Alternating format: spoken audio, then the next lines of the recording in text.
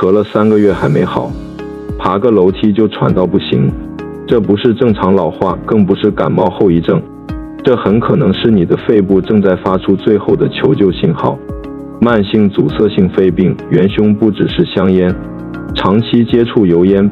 空气污染都可能让它找上门。预防和延缓的关键就是保护，